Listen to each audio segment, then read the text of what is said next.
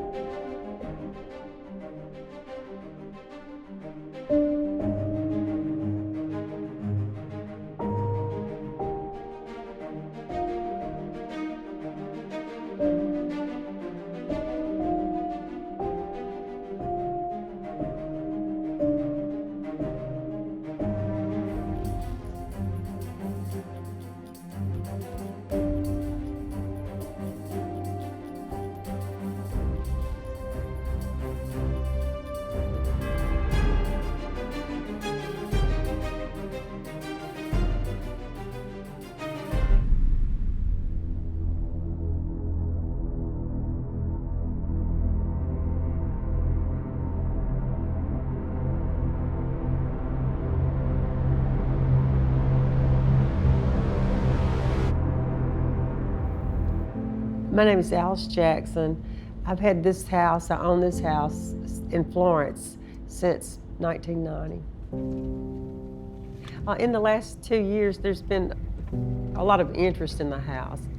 For one thing, it just makes it more comfortable around my neighborhood. I mean, now everybody knows about the house, and it's very well accepted. People are very supportive. They'll tell you their own stories about things, they understand your experience, and it's very positive. It resonates with people because obviously it's a universal experience to some degree. I mean, it's throughout history, there have always been ghost stories, always been strange stories. People could relate to the experience. I love my house.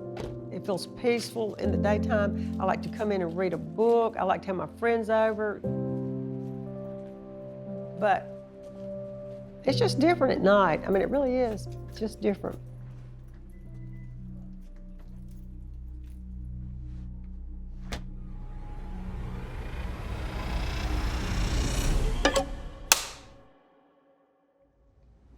I think a lot of people who think somebody deals with a haunted house, especially nowadays, they think it's kind of cool. You know, they're kind of like, it's awesome. You know, everybody wants a haunted house. But when you live in one, it's not quite that way, you know. So there must have been a bit of a path of emotions that have happened over the years. For 20 years, we had things moving, ghost activity, doors opening, and I accepted that.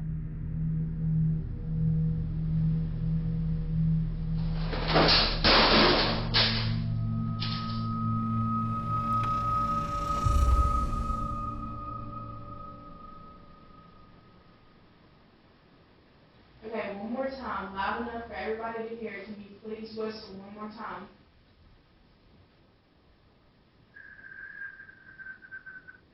That's upstairs. Do y'all hear that? It hasn't happened again, though. Ask again. Can you whistle one more time? Loud? It's literally upstairs. That's bullshit. That's upstairs. It's in that, it's in that closet. It's in the crawl space. Can you whistle one more time for me?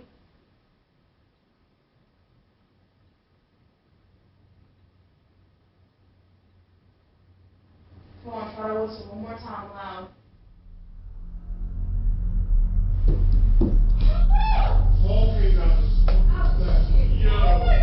In the last 11 years, 12 years, I started seeing light formations, a bizarre light formation.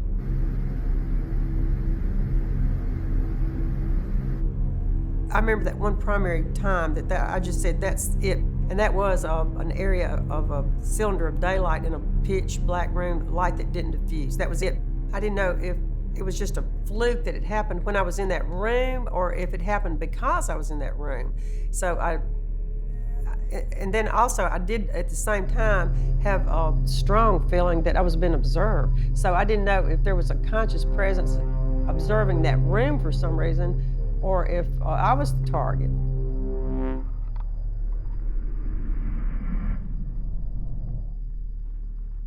It happened because I was in that room.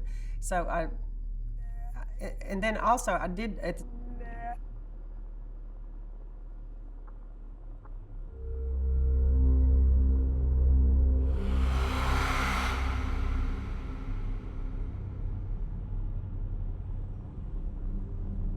Alice's house, I do feel like, is still learning to communicate.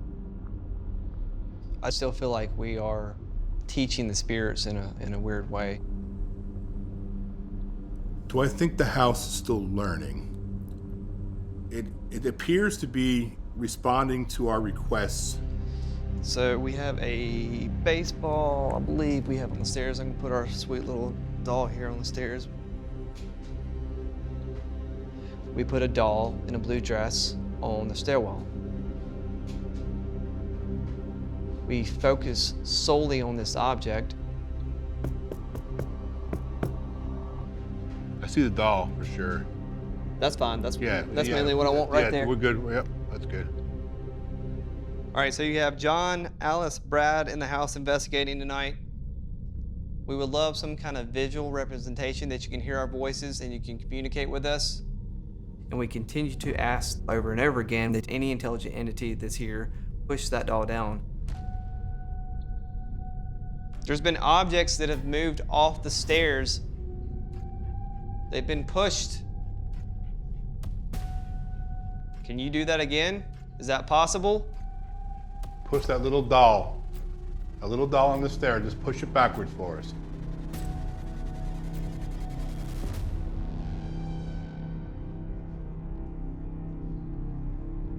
So we are verbally asking you to focus your energy on that blue doll. And eventually, amazingly, the doll fell. every time I come, I ask that doll to fall. I do too. I know, and I was reinforcing it, and I said, John would love for you to have it fall even now or even where we lay.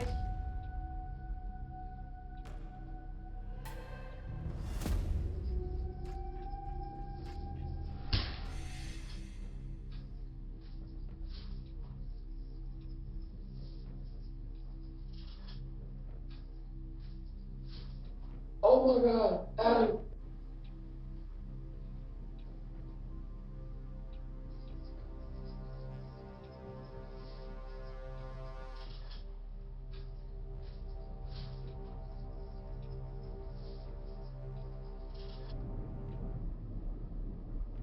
Oh wow. Oh, wow.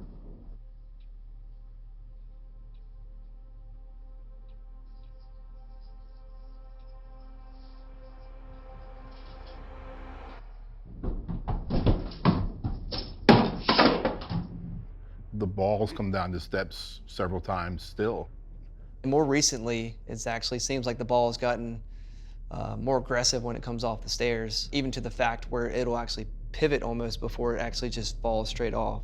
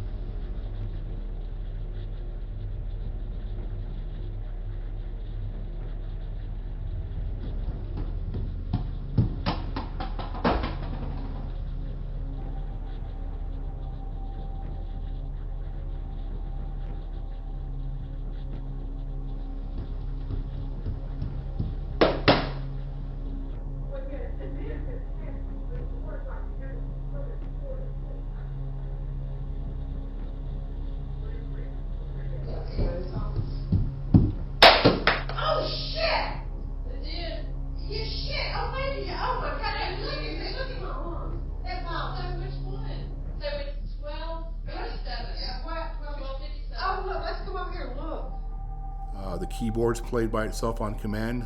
The organ the piano playing on command, responding with deep burst. That's been something that's been new.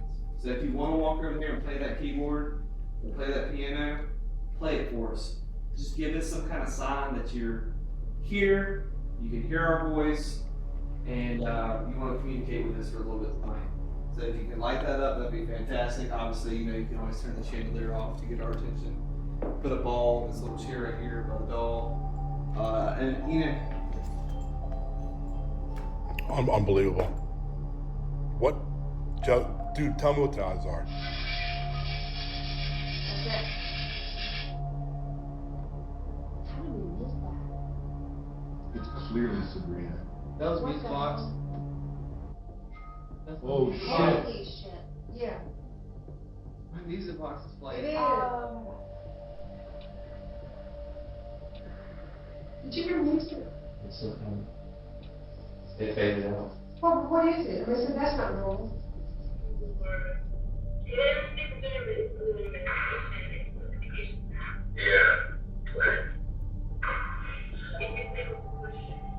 Oh, listen. Did you hear that? Dude, that freaking piano just played by itself. One of the major differences with the chandelier is not only does it turn off now, but we have actually captured the chandelier turning on by itself.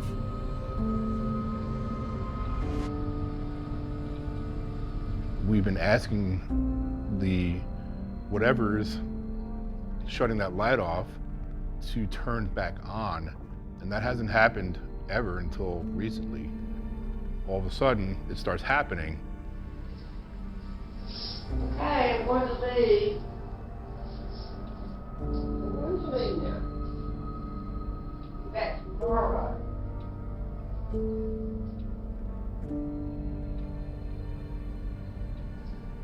So if you want to do something, we'll still be able to sit. If you want to turn that light on, we'll be able to sit.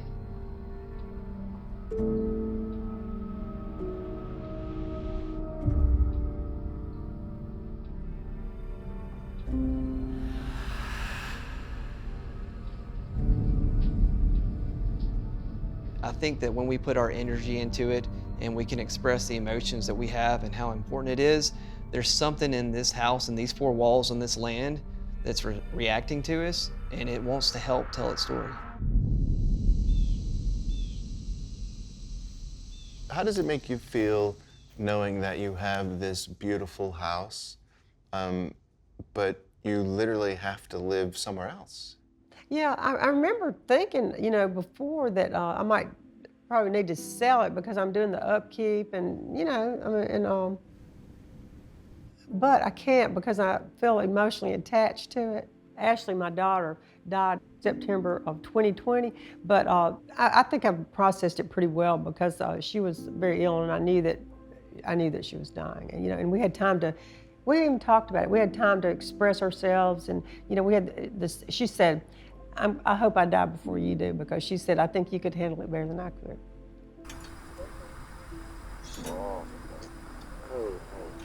But you are the best mom ever.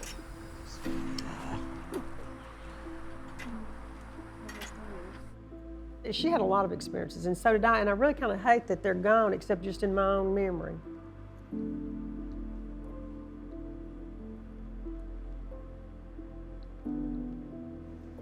Oh, look, we really have this thing. Looks good. All right, this is roll AO2, clip 4. This is Ashley Peavy's interview on the marker.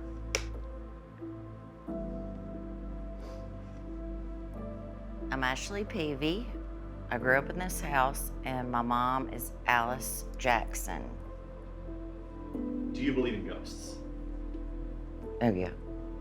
I do believe in ghosts.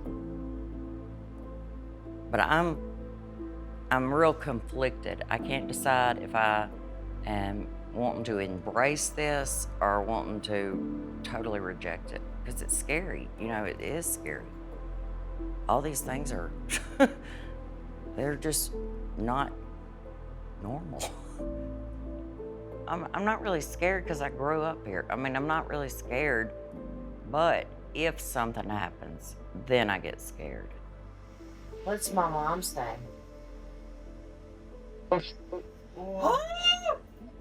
It's okay. When I had John Joseph, my child, he was 6 months old, and we were sleeping in that bed by ourselves. This is the weirdest thing. Then he started crying, and so I came in this kitchen to get him some milk. And when I got to the kitchen to get him some milk, I heard this ballroom music in this living room, and it was like very loud, and it was just playing and playing. And my mother-in-law had come here, and she was upstairs, and I thought, when she wakes up, I'm gonna fuss at her for having that ringtone that plays all night long. But the whole time I was down here getting milk, there was ballroom music. When I got up in the morning, she'd not left her phone down here. Her phone was upstairs. But I heard that music. I mean, I wish somebody could find an answer. But I'm afraid of what that answer might be, you know. Ashley's passing, we lost her quickly, and Alice is so unique. She processes things differently than anybody that I know. I'm actually fine because I think I processed all that ahead of time, but I still think that life continues. And I really, when I visualize her, my natural sense is that she's perfectly fine. She's perfectly happy. One of the reasons why we decided to start calling out Ashley's name is because she knows what we do here as far as investigating. Ashley did grow up here. She loved Alice, and I mean, it makes sense. She knows what we did. She liked what we did. And of course, we did this with Alice's consent, which is very important. And the night we did that, we did get some strange direct responses from the organ over in the corner. We were respectful, obviously, and we said, Ashley, are you here? You know, can you give us a sign? You know, we would love to communicate with you, talk to you, let you know Alice misses you. And all of a sudden, the organ piano started booming, a deep bass hit. Ashley, this is John.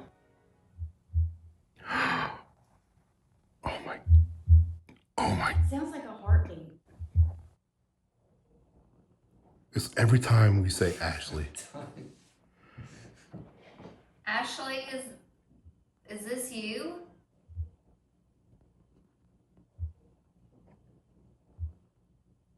This is an absolute direct responses. I mean, it's unbelievable. It wasn't a keystroke, it was a thumping sound coming from the organ. Thank you. Keep doing that for us.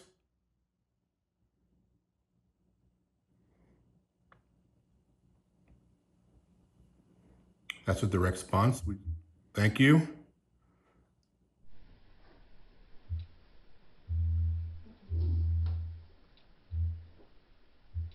Turn your phone off, bro. Oh, it's powered off. Yeah. Do you have yours on there? I'm just curious, because whenever y'all were back there, it stopped. It's off. My phone's down, off. Chandelier shut off. Later on, we found out, or I found out, that Ashley is who gave Alice that piano, organ. We got an organ in the house, and we had heard, you know, my daughter gave it to me because she had heard a lady in town was selling it because she said it was haunted, and she was trying to sell it for $150. Well, nobody bought it, and so then she said she'd sell it for $75. I told Ashley I would take it, you know, and so I went up there and got it, and it didn't do anything. But when John and Brad tried to get the organ to play, they called her name, and that's when it played. There was two right there. Y'all did. Don't. Because you went. Do I think it's Ashley? Again, it's speculation, but I think it's possible because of the amount of direct responses that I got. It's not crazy to think that this would be a place if Ashley was to come and visit. Now, I'm not saying that I necessarily think that was her, but I know that she would do that if she could.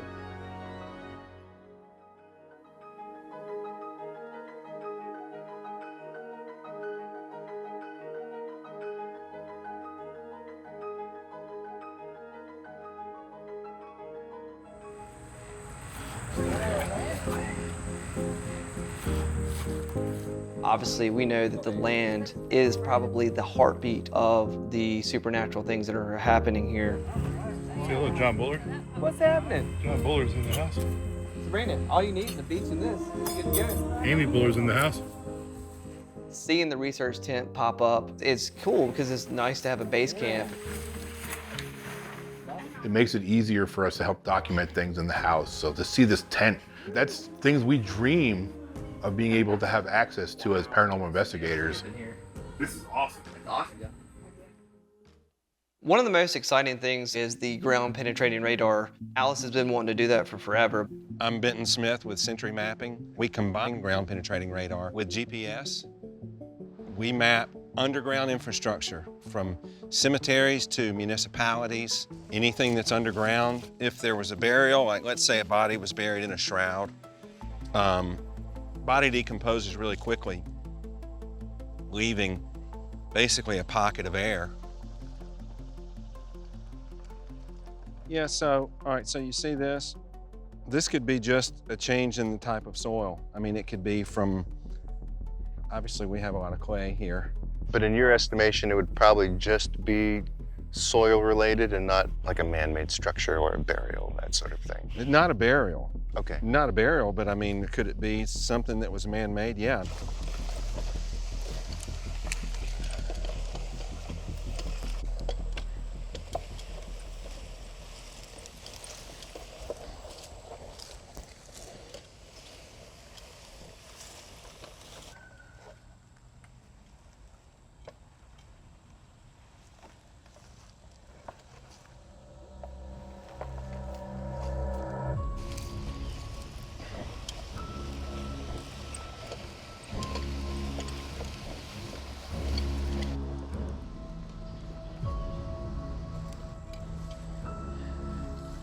So these are potential burials.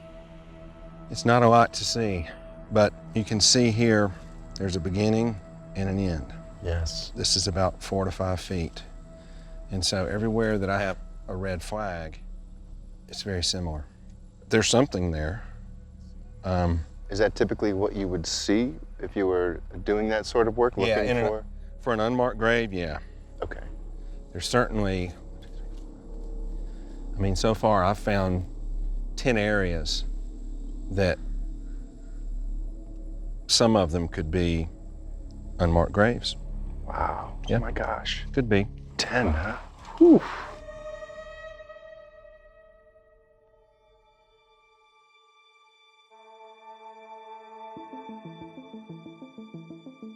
Alice, hey. Hey, Alice, this is Carolyn. Carolyn. how are you? Alice. Nice to meet you. So I brought in a geophysicist named Carolyn with background in astrophysics to really look into what could be creating that light phenomena, because a lot of things can be explained by what's happening environmentally and not something paranormal. I'm delighted to have somebody to tell that story to, who would understand possibly. My name is Carolyn Strife, and I am a geophysicist that specializes in near-surface geophysics acquisition and analysis. The ERI is a very useful tool because we already have known value ranges for different sediment and rock units. I could give some information now for Alice to hopefully be able to start coming to some sort of resolution on what is happening here. She gave us a lot of theories as to what could be creating the phenomena Alice is experiencing. It has to do with earthquakes and maybe even volcanoes and fault lines and blue shale that's underneath the ground here. There are different types of rocks that when you heat them or cool them, they will have a voltage. If you compress them, you get a charge onto them. Also, when you do different mechanical processes, they will illuminate. There is an actual scientific effect that creates light from rubbing quartz. And because we know that Alice has sand and shale underneath her home, there is quartz in sand and shale. So could something be causing some of these light effects that Alice is seeing? What if something is affecting Alice's house momentarily because of the charges in the ground that could be occurring. Having a geophysicist come do research here on the land is huge. I think it's very exciting anytime you have a person of science background that's willing to reach out to the paranormal side of things. You don't see that. At least I haven't seen much of that at all in this field.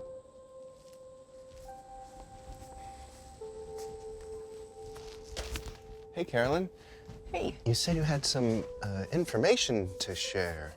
This line we did that passed by the tree that the dog hit at. So there's something else in the ground there. That is not soil. That is something. And it's not a tree root. It's too big to be a tree root. So what you're saying basically is the electricity goes through the soil, and here it is not conducting because there is a void there.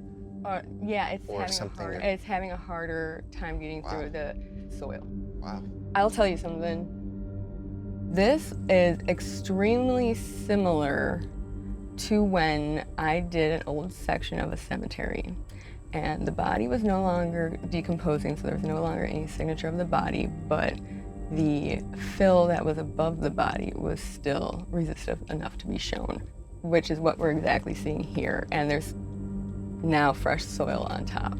So that's a loose sort of fill, as if somebody had a shovel or something. It would be, yeah, where somebody dug something and then filled the hole back up. There's something going on there. This is great.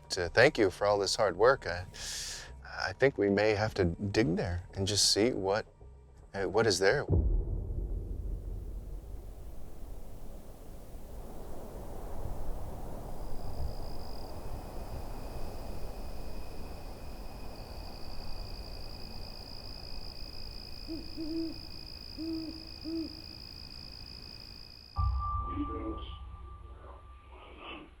Someone needs what?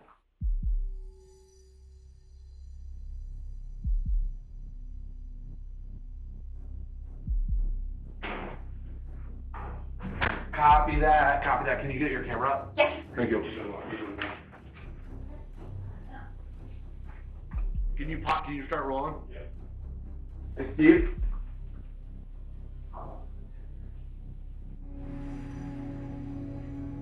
Here, we're coming up for it.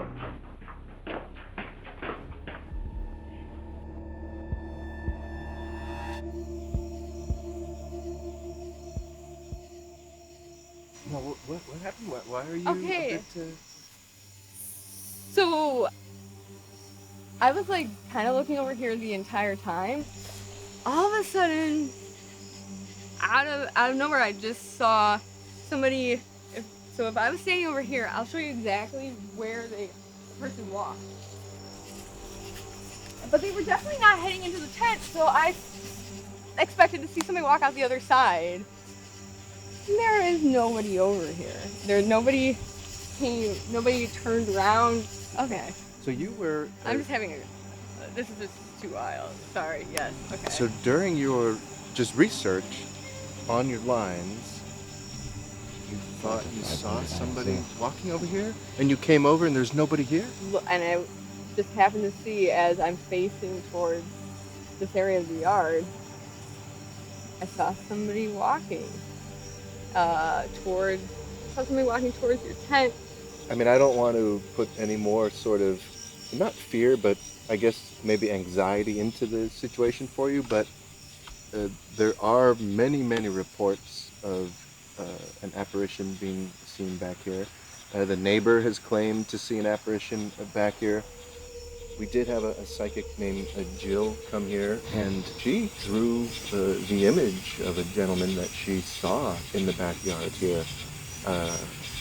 So the gentleman I saw, the thing that drew me to seeing this person walking for just a brief second was the fact that he was wearing white. But Carolyn came here as a total non-believer of the paranormal and had an experience that changed her mind. And she's honestly a little bit concerned that the science community is going to look down on her. They're going to raise their eyebrow. But, that's scary for me because I wanted to completely explain a lot of the phenomena. So I could tell Alice, like, what you're experiencing is actually A, B, C, and D. But the geophysicist had an experience. We've had another person, Erin, who lived next door, grew up next door, who said she saw a full body apparition, not only in the same location as a geophysicist, but also the description was pretty close. A male in a white shirt.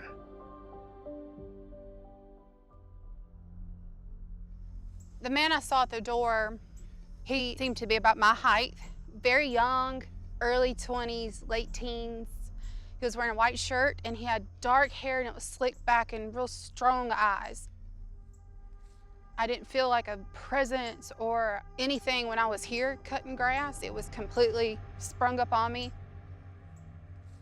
And he looked so real. He was looking this direction and I came around the corner and he turned his head and looked right at me and I looked at him and his eyes were so intense. It wasn't anything, the ghostly, fuzzy, foggy look that you think you see in movies and TV. He was completely solid. Erin told us the story about seeing the full body apparition on the back land. Yeah, I still remember that because I was at work and she called me and I mean, you could tell she was so nervous, excited, and she told me, you know, such detail. I mean, there's things that I think draw us out there a lot, you know, whether it's the door opening or the EVP we got one time that said, "I'm in the woods." I think that we really should focus a lot on the backyard, and I think that's the heartbeat of what's going on.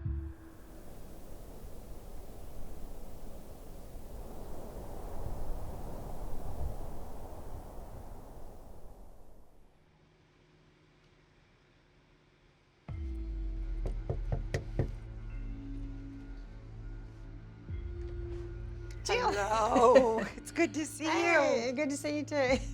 I'm excited that Jill Morris, who came last time, is coming back because she did have a lot of accurate statements and intuitive things that were borne out by things that happened. There is a female that I'm not familiar with that has been coming here. And she brings with her a lot of music. Does that mean anything to you? It does. And I kept hearing music that almost sounded like a music box. That's exactly what we hear. She was standing, like I was here, and she was standing more towards the door, so whatever this area where the table is over there. And she was just twirling around, pulling all of these beautiful lights in with this beautiful music playing in the background. What I did is the name Rich came up, then Richardson, and I'm like, what does this mean? There is a waltz that goes back to the state of South Carolina. Do you have anything to do with South Carolina? Yes, that's where they're from. We have a genealogy book that traces the family back to South Carolina. For crying out loud. Then we have this spirit. And I call him the Reverend. I wouldn't say he was evil by any means. He's just a dark person. He just seemed to be, when he was alive, which carries over, angry. This area, this land may have been his, or he had something to do with this land at one time. I'm just gonna say it. It's almost like, don't find out about me. Like, it's because it's an exposure. He was not a nice person, and I do think he had a hand in what happened in the backyard. Okay.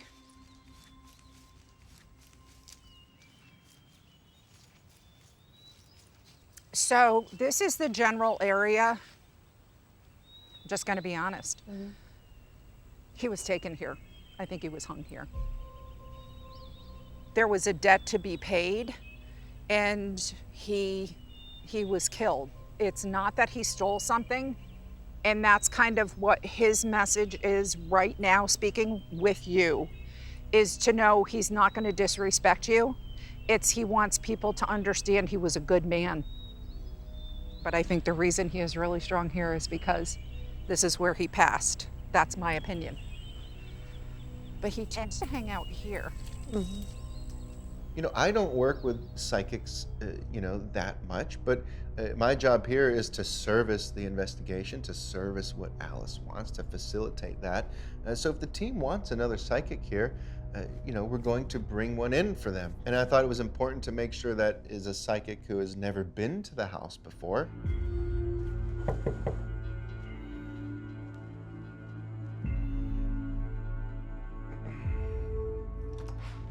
Oh, hello. Hello. How are you? I'm Alice. Hey, I'm Sam. Nice to meet you. Hey, nice to meet you. Come in.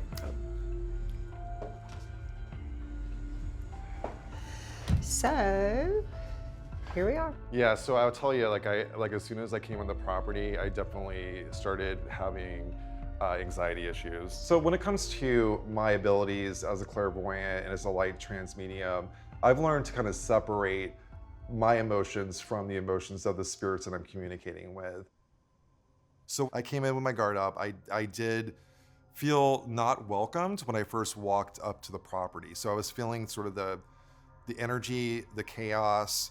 So what I've been picking up on for the past few days is there's an older gentleman who wants to communicate. And he definitely is the type of person that very cranky. So when I was coming in, he was like basically telling me to get. Mm-hmm. And this is my land. This is my land. And I think that we're going to see on the property that there's definitely signs that he was on the property. This was not his house. His house was out back. Now he has stuff in the back. He has secrets in the back.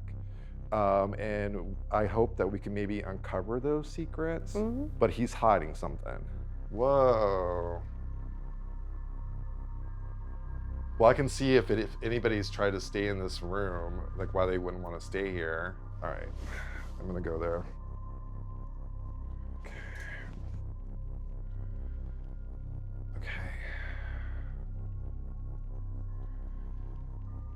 All right, what do you want from Alice?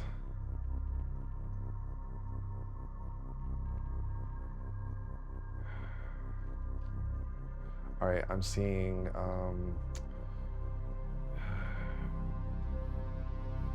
he wants you to dig out in the back. Okay, he's showing me that he wants you to dig. There's something hidden down there. I'm getting chills. My back of my neck is being touched right now.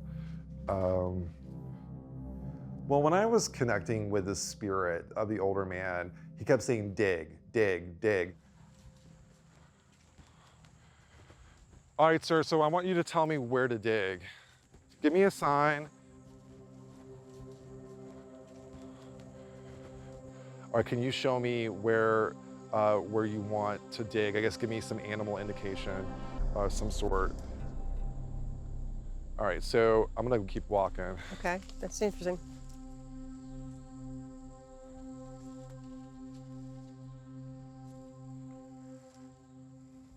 All right, so I'm getting a flashback to someone getting like an attack over here. So there was some kind of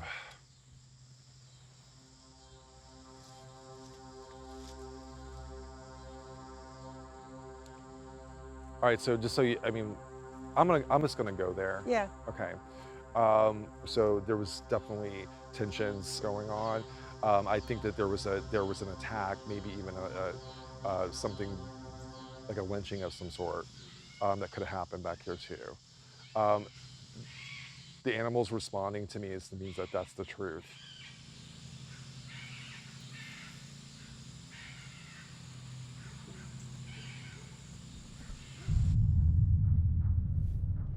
Jill. Nice to meet you, Sam. Nice to meet you, Sam. So you've had a chance to kind of get your own vibe, what's going on? I feel like that the land is stained with blood. There's something out there that we should probably investigate. I am hearing a really super pitch high frequency. Oh, me too. Okay. Yeah. So have you ever heard that before? I know you said static, and I've heard that here before. Yeah, I heard, when you said you heard it in that back room, I did too. You want to go check it out? Yeah. Be careful, because this is new for me. And see, it picks up in here. Yep. Okay, so this is new. And I was trying to get my bearings. It does seem over the bed. Yep, it's over here. It's over the bed. It's like super loud over here. Over there, yeah. I will say this thing wants to attach to one of us. There is a male, and that's what he is trying to do. And it's odd you say that because I get it right outside the house. Whereas the last time I was here, he was in the house and he was very unpleasant. Right. Was he the murderer? Do you think that he's the one that committed the murder? I think he had something to do with it. And spending, what, a couple hours out in the back really gave me a good chance to pick up on there is a spirit of an enslaved person. Oh my gosh, okay, you're right. That's what I was picking up too. So it is something. You actually said lynching. Yeah. Yeah, and that's what I picked up on. And there's a, I'll show you that. You did? Okay, this is giving me chills. Yeah. Are you okay? Yeah. Yeah.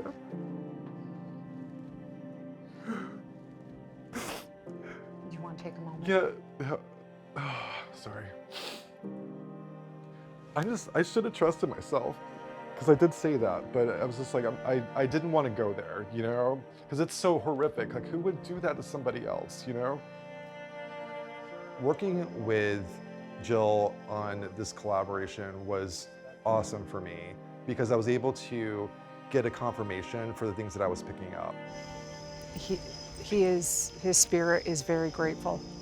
So just know that. And I want him to know, and I want you to know that his story has been heard, and he's no longer a man without a voice. He now has a voice, and he can speak freely, and hopefully he can move on to heaven. This is good, Alice. Yeah, yeah, it feels wholesome, healing. Healing, that's it.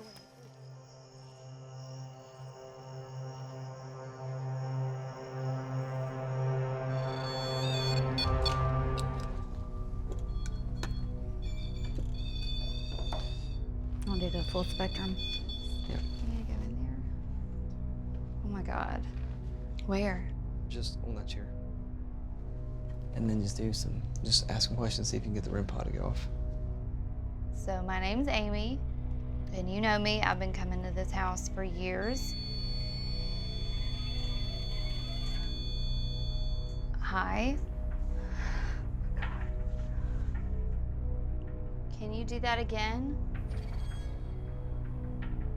You know I don't like this room. What's that noise? Sounds like temperature. Which one? It's this one.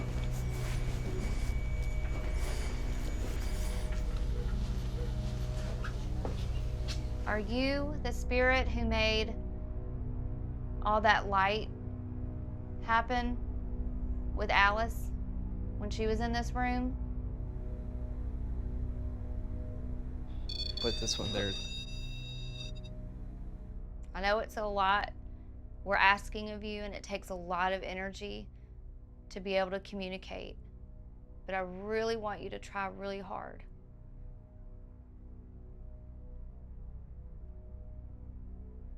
All right, we're gonna walk out.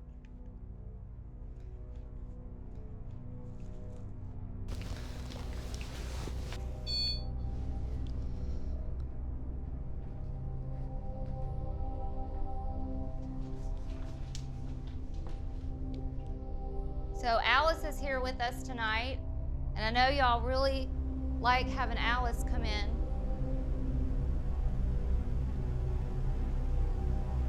Can y'all do something to show that you're happy Alice is here?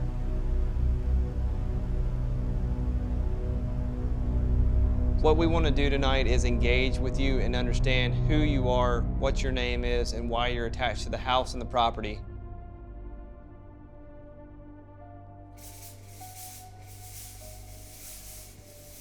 Is anyone here a victim of the fire?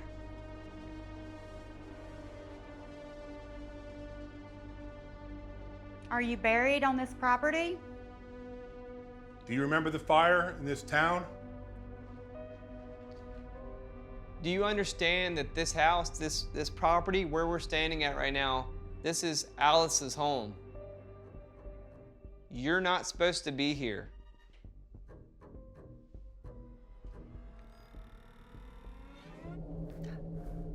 What was that?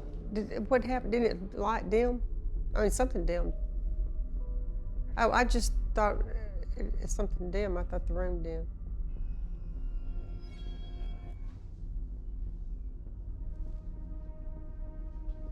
Alice, they know your voice better than anybody, so anything you have, ask, just... Okay, is there anybody here who's never been here before? Can you speak so that we can hear you? There you go. Oh, Ooh. wow. That's pretty interesting. Yeah. That was a pretty big hit, too. All three of the lights lit up. We appreciate any form of communication that you do like that. It's crazy. We're trying to uncover who you are and how we can help you. So weird.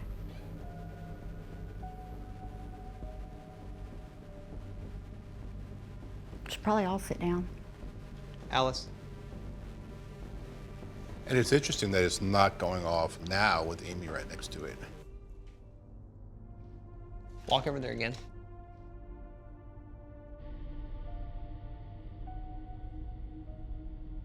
Walk towards the back door, Amy. You want her to go outside? If you want her to go outside. Oh my Look how God. far away she is. Look how far away she is. That's weird.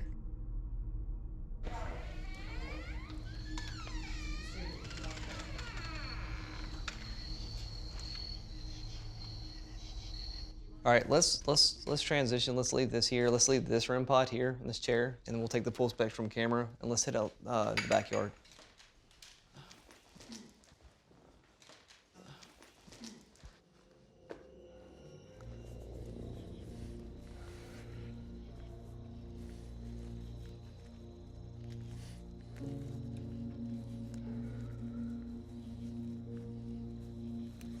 That's a very old tree. I thought I was right there.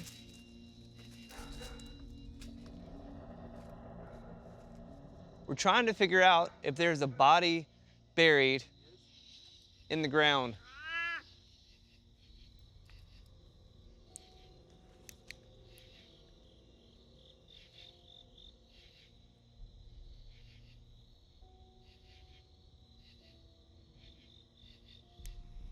If you're buried here on the property, can you come up to this device and make it light up? Why is that cat digging?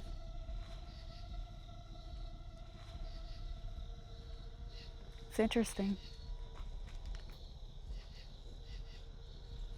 All right, y'all, let's wrap it up and let's head back into the house.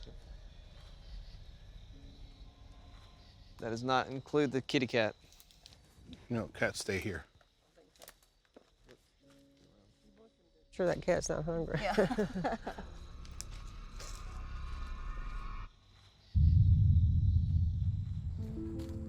So guys, all of these red flags, right?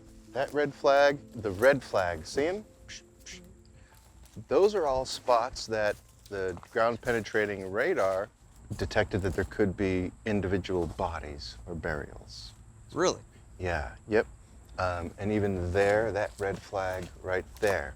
Now, the geophysicist found spots right here. She said that there could be a body. Oh my here, goodness. Right here. So, just when it hits me, the bodies is the most intriguing thing to me, but it's crazy. So you're telling me that each red flag is a potential body? Yeah, yep. We had a geophysicist come here, and she marked some places that she thought were possible burial sites. We had ground penetrating radar come, and he marked places that he thought were possible unmarked graves. You know, doing research with Mary Alice, it does seem that this property could have been part of, all of these properties, honestly, part of the original graveyard, and that everything else was moved, but they just left the bodies.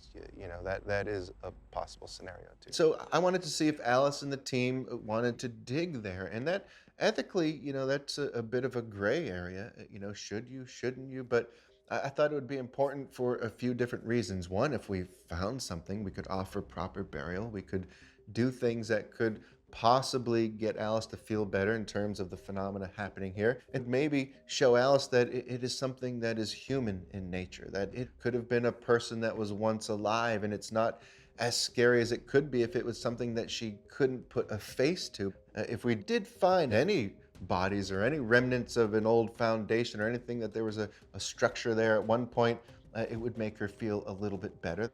If it's bodies that's more modern, there's a chance there may be buried with personal items, and a metal detector could possibly pick up buttons or rings. It's just an idea. No, that's a good idea. Actually, that's a great idea, because if you do find artifacts, right, like anything that looks like it would belong to a family, we can use those items as trigger objects. Here's what we need to do, get the excavator over here so we can start getting it into the ground. And Alice, I can probably use your metal detector. Yeah, you can. I still have it. Okay, beautiful. Brad will get you metal detecting, and I'll go get shovels and gloves. Let's get it. Yeah, let's get started.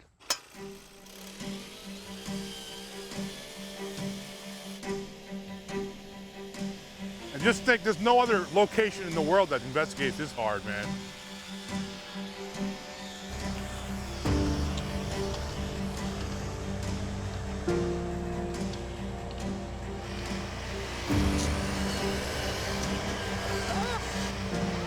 Hold on tight.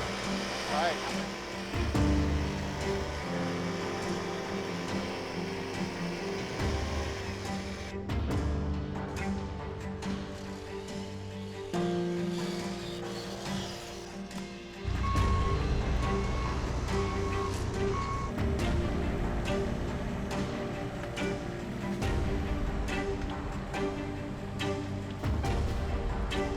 They started and going over after maybe 11 years.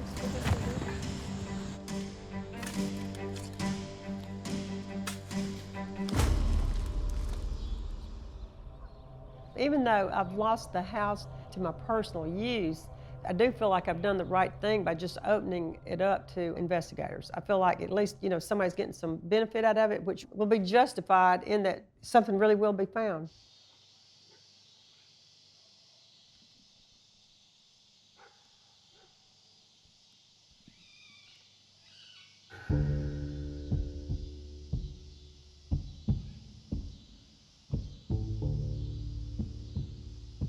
Hey, buddy. What's up, man? Hey, man. How's it going? I've known Dustin for many, many years, and he's a great investigator. He's a good friend. He's one of the most kind people I've ever met and worked with. I'm Dustin Perry. I'm a paranormal researcher. I've been investigating for about 24 years. I've traveled internationally. I've had opportunity to investigate in 27 different countries. The first impression of arriving at Alice's house is it's very unassuming. But I've learned over the years, the places that look very unassuming often have some interesting activity going on. Dustin Perry. Hey, Alice, how are you? How are you? I'm very well. I like to hug people. Yeah, How's it going? Yeah, this Mississippi, we do too. Alice's house is very unique in the fact that there's no other place like it in terms of the amount of time it's been allowed to be investigated. For me, the paranormal is really a spiritual journey. However, I try to look at things scientifically to disprove and also to offer evidence so people can understand.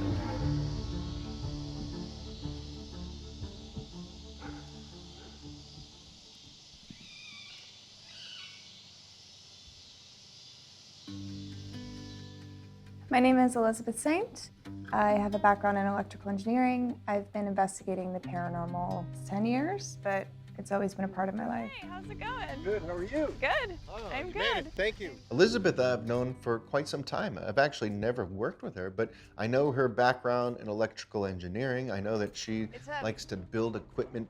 So I thought it was really important to have somebody come in that can build equipment and tailor it to certain experiences, to certain types of phenomena. Having a background in electrical engineering has actually been really advantageous when I go on my investigations. Hi, I'm Alice. I'm Elizabeth. It's nice to meet you. It's great to meet you too. Come on in.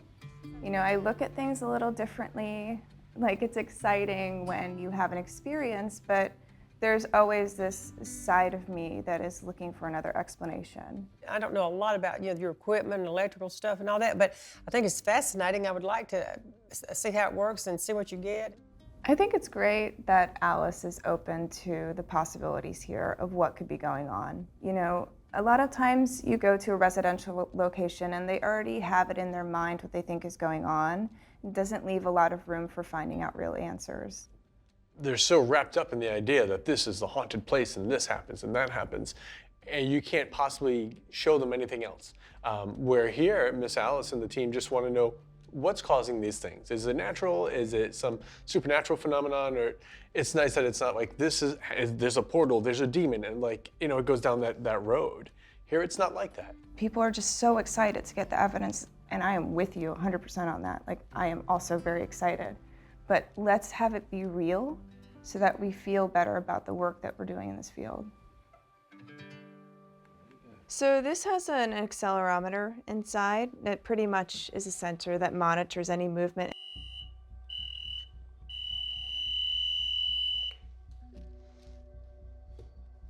Do any of these balls ever move? The ones that are back here? Yeah? Not from back there, No. just the stairwell all Yeah, the time? yeah. Other balls have moved too? Well, if whatever we ask, those dolls. Hello. Hey, man. How's it going? Hey. How you doing, Dustin? Man, Good to see you. Good to see you, man. What's up? Nice to meet you. Nice to meet you as well. Hey, how are you? Hey, John. Elizabeth. Dustin. I know who you are. Nice to meet you. Thanks So nice to meet you. for being here with us, man. Great to see you guys. Something I love about Brad and John is honestly, they are so compelled to find Alice answers. When it comes to the equipment in the paranormal community, it's very, very limited. You have to understand, like, these are items that are being mass produced for sale. You know, they're not sent data sheets on what kind of sensors are involved inside the equipment. You know, I kind of feel one of the biggest problems with paranormal research is that everyone's always, as I say, singing from the same hymnal. You know, we get all these devices, and what do we do to make new ones? We just put a new light on it. You see some lights go off, you hear an alarm go off, and you're like, ooh, like there's something here. But that's not the case, you know? Like, there's so many other factors to take into consideration. Or we combined, you know, now it has two features in one. It's like, but it's really nothing new. It's the same thing. And I think that there has to be expansion outside of the community to kind of understand the tools that they're using, and to also understand all the false positives that they are getting in the process. Coming to the house, I did want to create and kind of customize things that made sense to what you guys experience here, you know, and everything that you documented before. And, you know, I like to sometimes do things that other people wouldn't necessarily do, just because if we don't try it, we won't know what's going to work. I have great respect for Elizabeth Saint, having known her over the years, having traveled from, you know, conventions and things together, and knowing that Elizabeth goes out of her way to make specific equipment like the light anomaly that's here. This is the light sensor I told you about.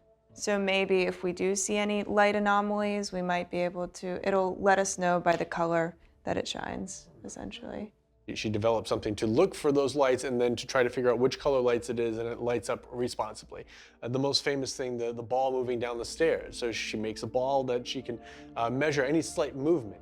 So what's unique about this is, I call it the comm sphere, and it actually communicates with my phone. The Y, X, or Z axis, and it goes right to her software, and it sends her an alert. So it'll show me values in the X, Y, Z direction, if it moves. To have the passion to say, I'm doing this case, what's the type of activity? What can I make specifically that will speak to trying to measure that type of activity? I mean, I have trouble getting on the Wi-Fi sometimes. She's like light years above that.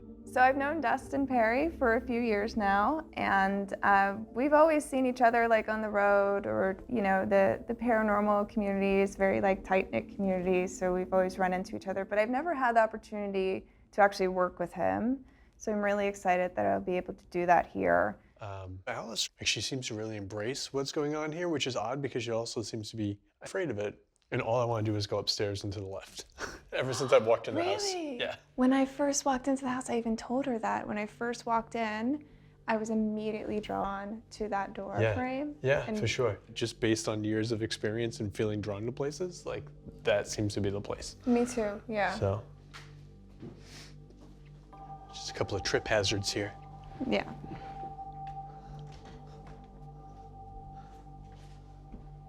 It's interesting too, because we have the 3 mirrors, like you said here, and then there's another right there.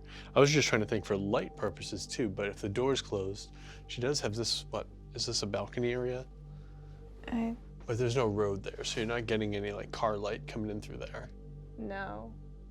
Because I was just trying to think for bouncing light. We are close to the road in the front.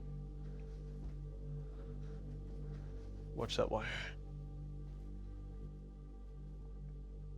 It's just a walk-in. What's with all the mirrors? There's one on the floor. I don't know. There is a crawl space. Oh, is there? Yeah. I can't really open it standing there. Do you know if anyone's ever been? No one's gone in the crawl space? We have to go in the crawl space. Yeah, we definitely have to go. Is there in the crawl asbestos? space. No, that's, Oh. it was, what, in the 90s, that's pink. Oh, yeah. Yeah. Oh, What is it? like all my hair's just standing up there. It is. Like it just felt like something like grazed me, and I just looked down and everything. That's It so still feels like more weird. is going. It's like you're about to get electrocuted. Right. But right before, you know, you get struck by lightning, a lot of times your Yeah. hair Yeah, it will, all did.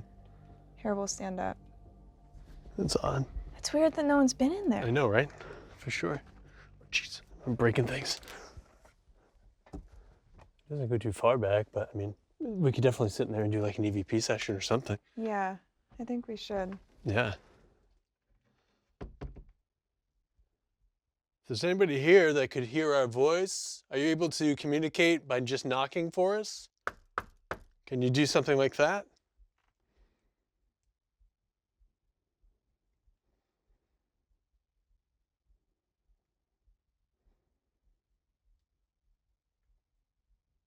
How about in here? Oh, you heard that, right? And it sounded like it was in this. It sounded inside. Yeah. Sound like There a it is. woman's voice?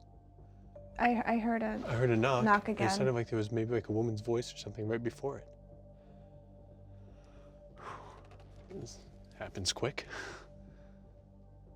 I think we get some good like starting points of ideas in terms of like trying to do a focus investigation. This area's already been pretty hot. Yeah. We've had knocks and response. So Right. if we do a session in the crawl space, use your ion charger, throw that in Right. there for a while, and then repeat the session. Right, and And see if see there's what a happens. change. Yeah. I think that's smart. I used to have an ion generator in my bedroom when I was a kid. It was like an air purifier and ion generator. I don't know, my mom bought it on QVC, Okay. but it was nice. With ion motors, it's very interesting. Like the one I have, you can make it so it's producing positive, but you can also make it so it's producing negative ions, and it's going to have a different feeling and a different effect. I did bring an ion motor, but the one I have is pretty serious. Yeah.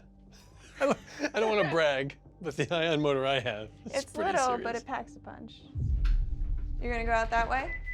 Yeah, or not. This way. Which one to go to the garage? I don't know which door's which. It's like a labyrinth. Dustin runs the show already. Yeah, I go here and there.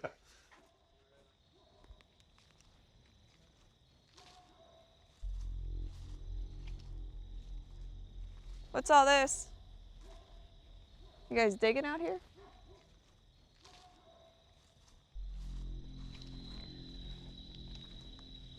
Wait, stop for a second. Do you hear that? What was it? Someone's whistling. Oh, whistling, y'all. Hello?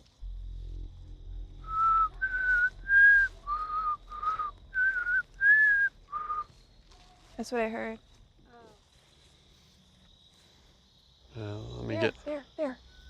You don't hear that? I heard it. You did? Yeah. It was the same tune. Yeah.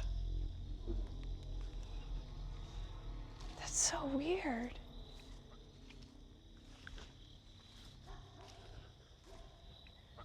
Why that tune? I know, right? Frere Jacques. It is Frere Jacques. Yeah.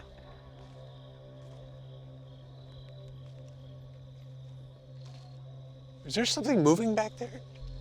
Totally It noise sounded to like my someone right. was walking. There's something just ran across there.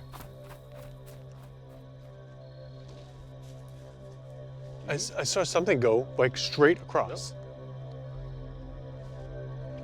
Was it a real person or Oh man. I heard a woman's voice over there a couple times. You know, Alice, one thing I will say though, despite all the kind of touch and go little bits of activity, even inside, like, I don't know, for me personally, I don't feel anything that feels like threatening or angry in any way. My neighbor said she said all these vague things, like thinking she sees people, she gets up there, there's nobody there. There was no readings like out here, but out here we had the strange whistling. Yeah. Sounded like people were having a conversation back there. Also a female voice. We heard like footsteps, it seems like. You know, coming back tomorrow with more equipment, I will be curious to see if it responds the same. Thrilled that you came, both of you. Yeah. Thank you very much. We appreciate it. Oh yeah, it was our our pleasure. And we get to meet Jacques. We have a new person on the team. Your little mascot. It helps us dig holes and stuff. That's right. Dig and fill them. Yes. At least he's courteous. Yeah, it's very nice.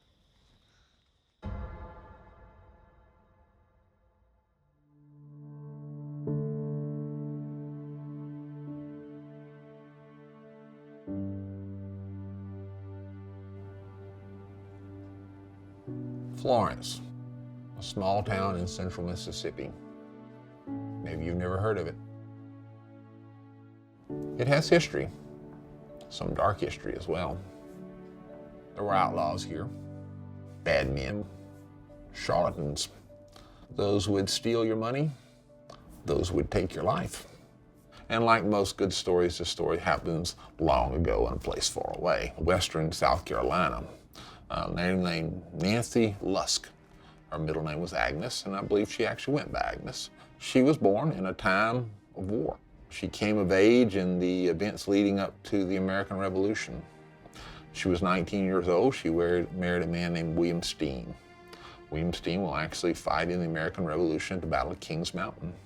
So about 1810, William decides to take his family west into the new Mississippi territory where the land is rich and fertile. During this interval, one of his mules comes up missing. So he goes out looking for his mule, and he never returns. It was believed that he might have been killed by the Native Americans who still claimed his land as their own, but nobody really knows for certain. But nonetheless, he never returns, and so Agnes is now the matriarch of the family. And she and the rest of her grown children push on and complete the journey. And they settle here. And since they settled, first settlers, it becomes known as Steen's Creek. By the turn of the 20th century, this area has been known as Steen Creek for a while. And there's a new rail line coming through. They're going to build a railroad track from the Gulf Coast up into the capital city of Jackson, a few miles north of here. One gentleman, Mr. Ellis, will donate the land for the depot on one condition, and he wants that depot named after his wife. Willing to take the free land whenever they can. The depot is actually named Florence Depot rather than Steen's Creek. Most of American history, and again the history of the world, it's been a man's world. The men take the credit, enter the kings, or there's soldiers, there's the ones that go off and everybody raves about them, but back there behind them, in the shadows, there have always been the women. Making sure the farm is still running, making sure there's food still heading out to the front, making sure the hard decisions are being made. The hand that rocks the cradle rules the world. And now, it's 1905, we're going to give you a city. What are we going to call it? And I suspect, I don't know for certain, but I suspect by this time a lot of people had started referring it to it by the name of the depot, Florence, and the city of Florence was born. Founded by a woman and named for a woman.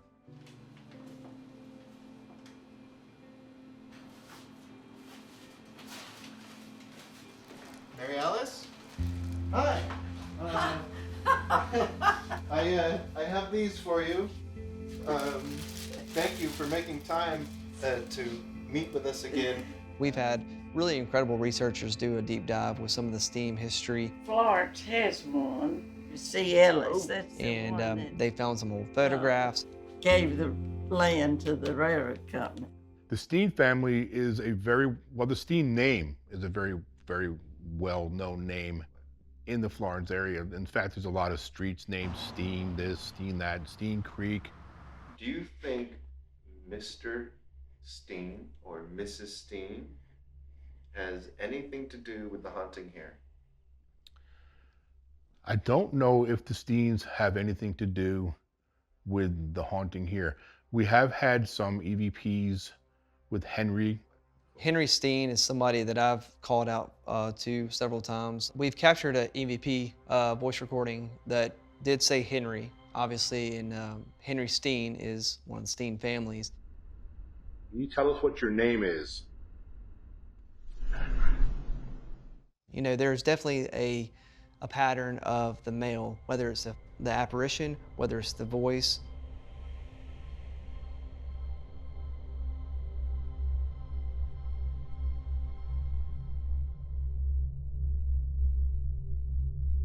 Hearing Henry kind of validates and kind of puts things in to perspective. So that's possible. There is a lot of Henrys in the world, though.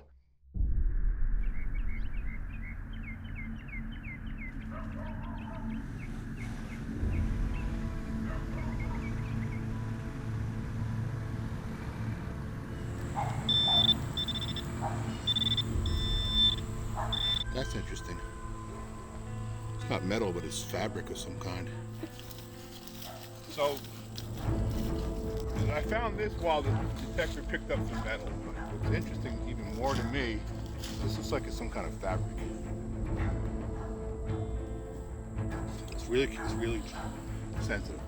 Oh. Oh, yeah. It's hard to tell. That's Yeah. I'm gonna get a little pussy back. Be very gentle with it.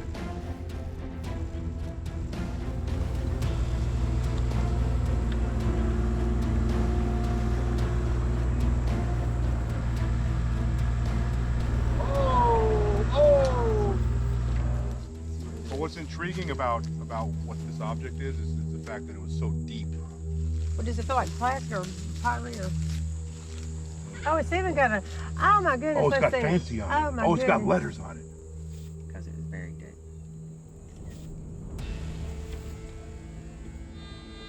It's right there underneath. Here you go, Sabrina. Right there.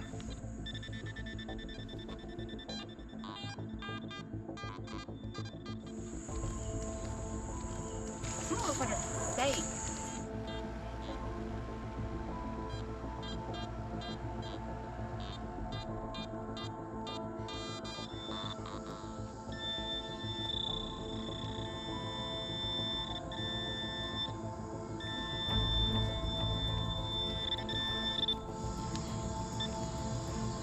That's weird.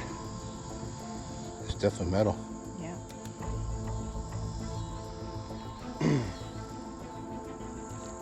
Oh boy. Is that jewelry? I think so. It might be a ring.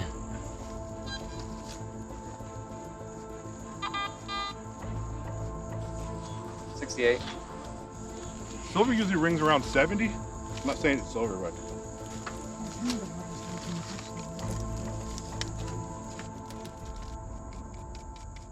It's an odd shape.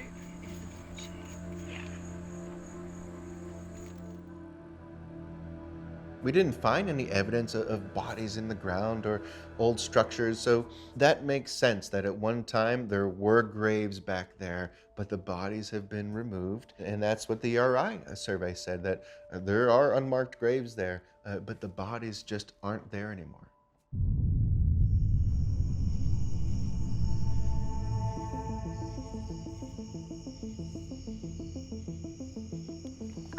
I set up some environmental sensors for us. And I'm going to be monitoring temperature, pressure, and also I do have a magnetic coil that I've wired up to an amplifier. And I just put it on the walking stick. I felt like there was Atmospheric data has always been really important to me on any investigation I do because I have found correlations between a change in the environment with paranormal activity happening. I'm not saying that that's a ghost, but what I am saying is that there are weird, interesting things that sometimes take place when you see a dip in the data. And I always find that to be fascinating. Ta-da! We look great. Oh my gosh, I'm crazed. All right, so I brought a theremin, which is an old school instrument. So if we could wire the door, but we're going to extend the range of it, right? Yeah, so I think by extending the antenna out, and since we both, when we first arrived here, we were drawn to this door frame. Yeah. So I think that by creating a threshold, so if any subtle energy comes in, the hope is that it sets off the theremin. Right, that'd be great.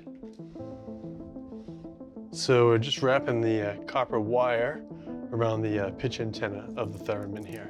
So this would be normally how you control the pitch sound, by moving your hand closer. Completely experimental, not sure if it's going to work, but if it does, that would be really interesting. Just good to continue to try new things. So,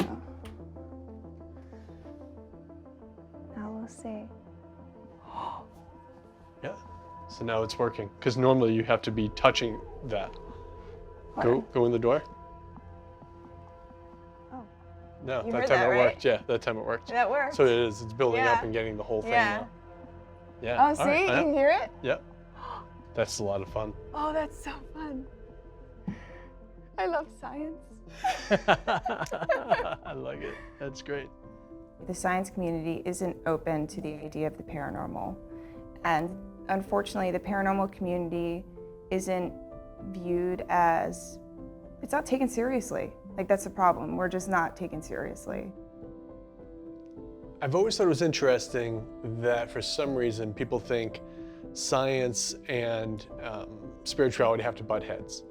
You know, the fact that research scientists would be afraid to speak to somebody about something of a spiritual nature or paranormal nature, I think shows that divide, and that divide is a problem. I would love to get to a place where the field's taken more seriously, because not only do I think the paranormal community is missing out, but I also feel like the science community is missing out.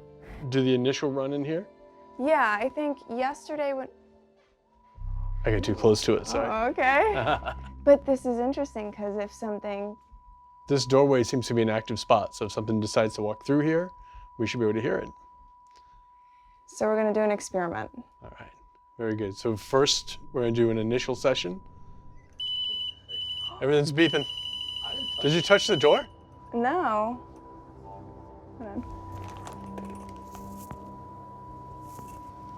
I have to keep an ear out for both these things.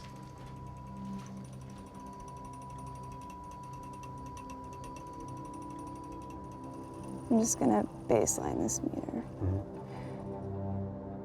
Hello, this is Elizabeth and Dustin. If you're able to communicate with us, or maybe let us hear your voice, or try to speak into this device here, we may be able to hear you.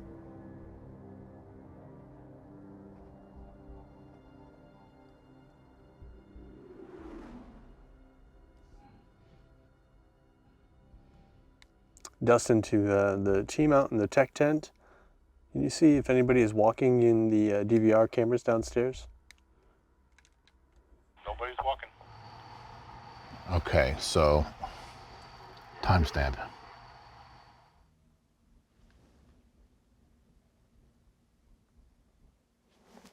You hear that?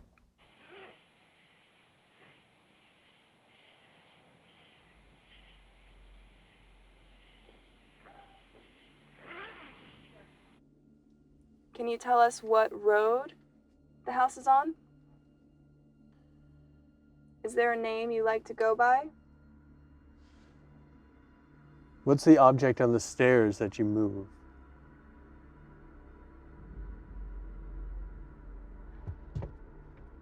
Play it out here. All right.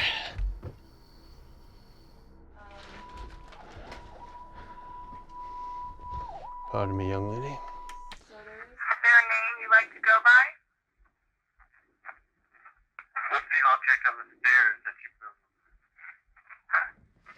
Oh, did you hear that? I did. That's awesome. Wow. What's the object on the stairs that you moved? Oh, that's so good. I think he says baseball. Crazy that baseball was said. Right, for sure. How much is that collectively us knowing? Right. Maybe after we charge it up, we ask those questions again. Again, the same exact ones. Yeah. And see if there's a change. And then maybe we should throw in another question that we don't know the answer to. I did bring an ion motor that actually creates and generates its own positive force field, but it's a pretty serious one. Could be potentially dangerous. I don't know. But I want to change the environment. I want to see what it's like before, and I want to see if you induce anything else in the environment, if that also creates change, if activity increases. Let's smell it. Can you tell me what street this house is on? Can you tell us the name of the woman that lives here, the woman that built this house?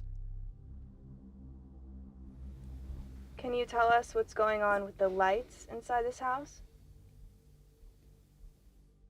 What is the object on the stairs that you move? There are two gentlemen that have investigated here for 12, 13, 14 years. Do you know either of their names?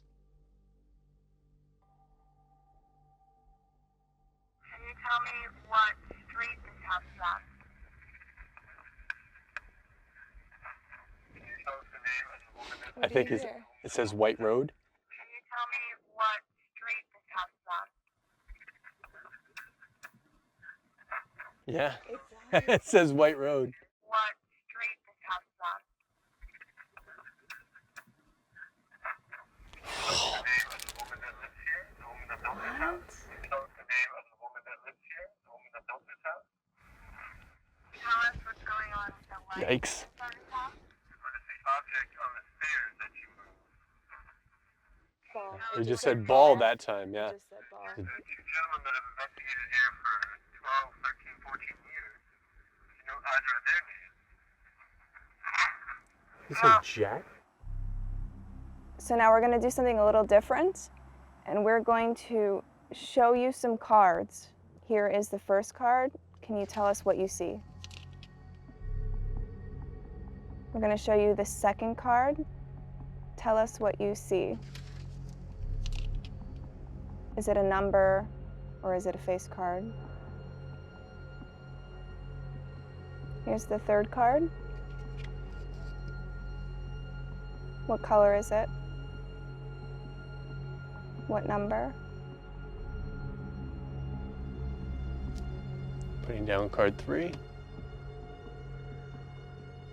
I'm going to show you card 4 now.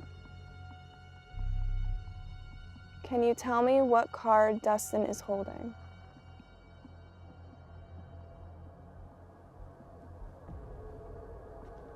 Putting down card 4. Here is the first card. Can you tell us what you see? I'm going to show you the second card. Tell us what you see. I think he says The it's third 4. card. What color is it? What number? 6. It literally said 6. It's crazy. I'm going to show you card 4 now. Can you tell me what card Dustin is holding? Red 10? But we gotta play this again because This is ridiculous. bizarre. I've never had a communication response like with this blind study thing that seemed to go that well. No, but let's back up for a second because it wasn't just that. Like at the end, we re-asked the same questions and we got clearer responses. Answers. Oh, crap. Yeah, White Road, Alice. It said something about their names. I couldn't pick it up. I thought it said Jack.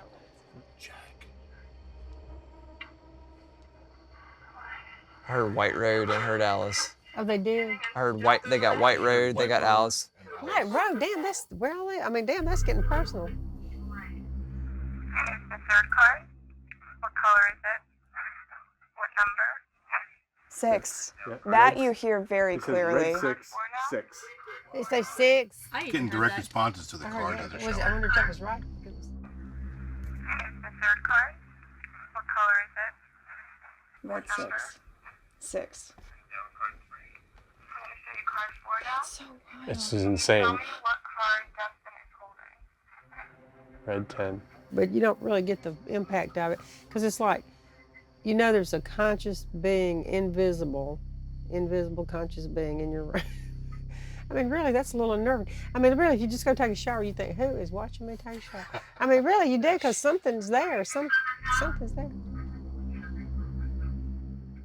Last time we got baseball, which was great by itself. Right. But now it was every question pretty much had an answer. Every card. Even if we couldn't make it out. Yeah. The cards are wild, though. Yeah. Like it just blows my mind of all the years doing this. Like, I've never had. I mean, you're lucky if you get an EVP. It's still pretty good. So much more could be found out, explored, experimented with, you know, if we were just open to the idea of incorporating science into the mix. I think one of the nice things about the Mississippi house, of Alice's house, is it allows for that to happen. Because it's been documented long enough where it's not just some crazy story. I think that's the nice thing about it.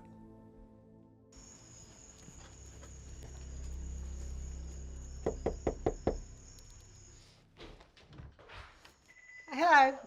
My name's Lori McDonald. I'm a certified clinical hypnotherapist at True You Hypnotherapy in Sacramento, California. So you tell me where you want me. So my purpose in coming here is to facilitate a process that will allow Alice to feel that sense of ease and to be able to take possession of her own home.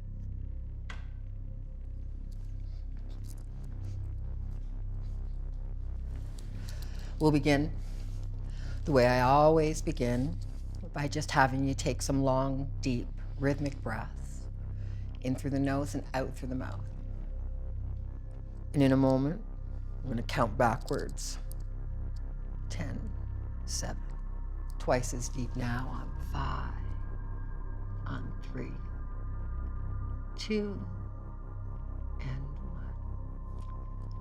We're gonna go back to a time when you awoke and saw a very specific light.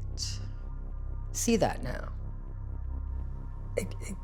It came on with a flash in an instant. Mm-hmm. Just totally unexpected. Everything else in the room is black, total black, very black. What if it turns toward me? What happens? I mean, and what is its purpose? I just happened to be there. I don't think its intent was to appear to me. Do you sense in this light intelligence? Mm-hmm. Not that the light's conscious, but that the governing of the light is. So the light's coming from a source. Yeah. Just feel into just it. Intelligence, like intelligent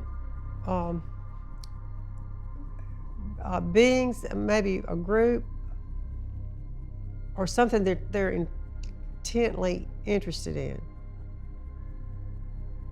Sense into the light and try to sense their intent.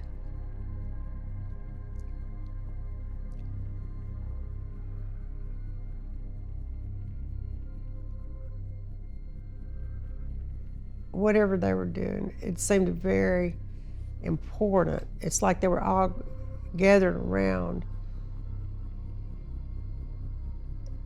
observing something beneath the earth.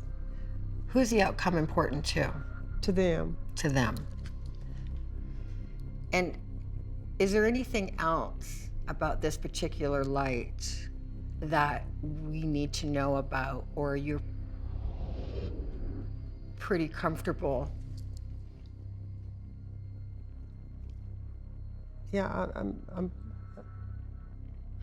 I think the light was just a means, that there was no particular meaning. I'm very, very happy to hear that, because you are removed from it. From this moment forward and for the rest of your life, removed from it. Through eliminating fear, we're opening up other avenues of energy like curiosity, and that's much healthier and puts her in a place of personal empowerment. So I want you to take a really deep breath now. Just really exhale. And I want you to really feel how good it is to know that you don't have to be afraid of that anymore. And let it all go. And how does that feel? I do feel separated more from it. So coming back now on 1, 2, taking a deep breath on 3, wiggling the toes on 4, eyes open 5. Okay. Very good. I mean, the ultimate goal here is to get Alice comfortable in the house, to get her to stay here. It'd be awesome if she could live here full time, but right now she's not living here full time. Obviously, she won't even sleep here alone at night, but I want to take it in steps if I can. If we can get her in the house for a night, and then maybe that one night will turn into a few nights. Then maybe the few nights will turn into a week. That week becomes a month, and now she's in the house full time. Tonight, anyway, I wanted to get your feeling on the house and on where we're sort of at. Well, we spoke to the team, and they're on standby in case you're okay with this. But we are wondering if maybe tonight might be a night you might be willing to sleep in the house. You know, I've actually been thinking about that since the hypnosis, because for some reason, it wasn't what I expected. I expected that I would have to relive that experience, but it wasn't that at all. It was actually getting out of that experience. And so I feel like I can watch it from a distance. Oh, that's interesting. Yeah. I'll sleep with my flashlight, and I'll try to do it. You think you really? I think that she knows that this is the first step for her to be able to live in the house and be able to be here full time. I don't necessarily think that, the activity is going to fully stop. And if we weren't able to ever get her back inside the house, I wouldn't consider that a failure. She has so much more confidence, and I think that that's a major stepping stone.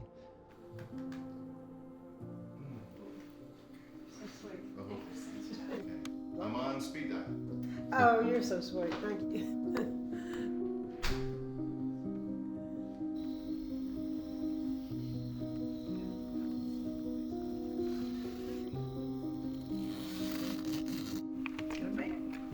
And I'll see y'all hopefully in the morning.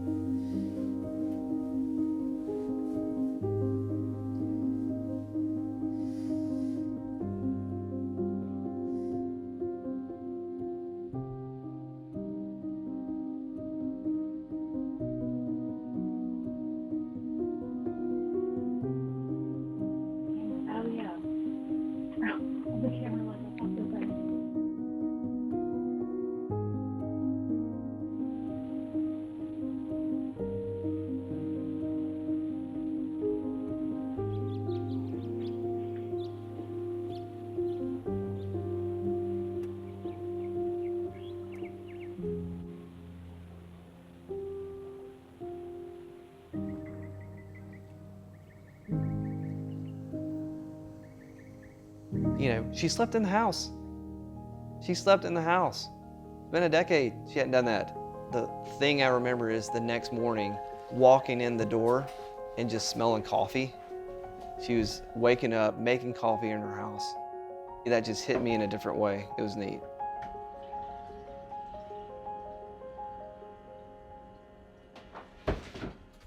I think it's a natural response sometimes to be afraid of what you can't explain. You have a right to have your feelings validated, but you also, if you truly want to understand that fear, you have to explore it. You have to walk through that fear. You have to confront your fear. Because something to remember, and I think that's very important, is sometimes we don't acknowledge our own personal power. It's not easy to change the way we see things. It's not easy to change our perspective. It takes practice, it takes time, it takes work. And this is our duty, our responsibility. It's an obligation of being human. This is what we do best. We learn.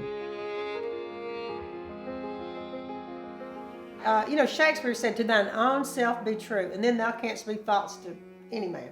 To your own self be true." And it would have been against my own truth to have moved out or to sold it. What Kendall and I set out to do was get Alice back into her house, and that happened. She spent a night here, and she woke up happy. And Alice has turned this whole thing to work for her, and I just think that is remarkable. I think her attitude is perfect, and the fact that she's already making steps to staying back in her home, she's taking that fear away and she's replacing it with courage and dedication to getting answers. She says she wants to further the field, and I think she has. And I don't think that's ever been done before. So I'm kind of feeling like this is the most thorough, in-depth paranormal investigation that has ever been documented.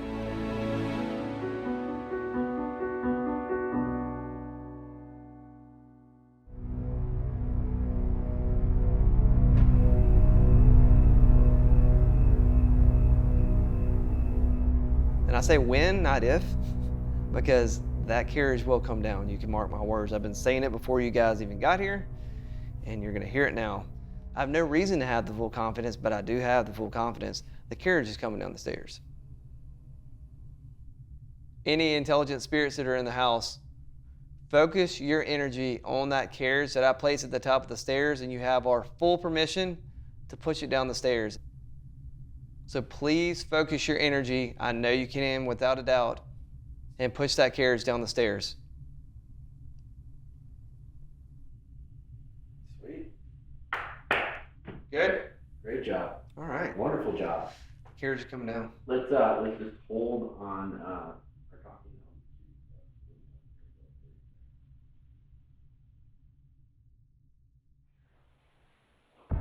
All right, I'm gonna arm it, so we'll get out of here. All right.